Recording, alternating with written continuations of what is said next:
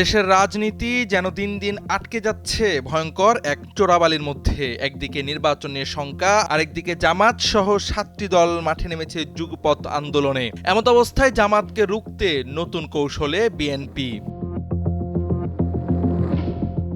ছাত্র সংসদ নির্বাচনে ছাত্র শিবিরের ভূমিধস জয়ের পর স্বাভাবিকভাবেই রাজনীতিতে পজিটিভ আলোচনায় বাংলাদেশ জামায়াত ইসলামী। এর মধ্যে জুলাই সনদের বাস্তবায়ন সহ পিআর পদ্ধতিতে নির্বাচনের আন্দোলন কার্যত বিএনপি সহ তাদের সমমনা দলগুলোকে রাজনৈতিক চাপে ফেলছে।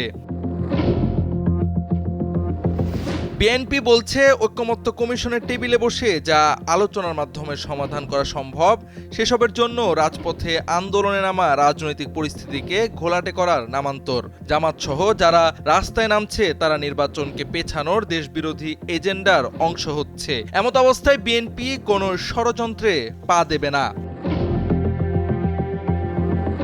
বিশ্লেষকরা বলছেন জামাত সহ ৭ দলের আন্দোলন বিএনপিকে চাপ ও উস্কানি দিচ্ছে। এমত অবস্থায় বিএনপি যদি এ আন্দোলন দমনে মাঠে নামে তবে চরম ইমেজ সংকটে পড়বে দলটি। বিএনপিও এ বিষয়টি মাথায় রেখে সরাসরি কোনো বিরোধিতায় না জড়ানোর সিদ্ধান্ত নিয়েছে।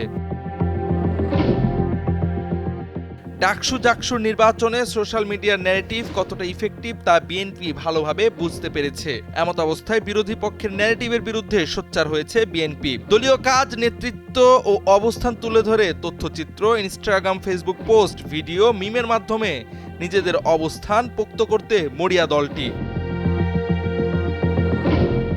মোট কথা, সরাসরি কোনো সহিংসতা বা বিরোধ নয়, জামাতকে ঠেকাতে বিএনপির মূল হাতিয়ার এখন জনসম্পৃক্ততা ও আলোচনা টেবিলের আহ্বান। বিএনপি অনড় তাদের একই কথায়, আলোচনায় সমাধান সম্ভব হলে রাজপথে বিশৃঙ্খলা কেন?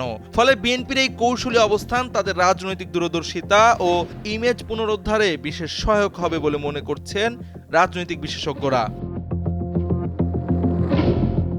জাওয়াদ আহমদ, সময়ের আলো।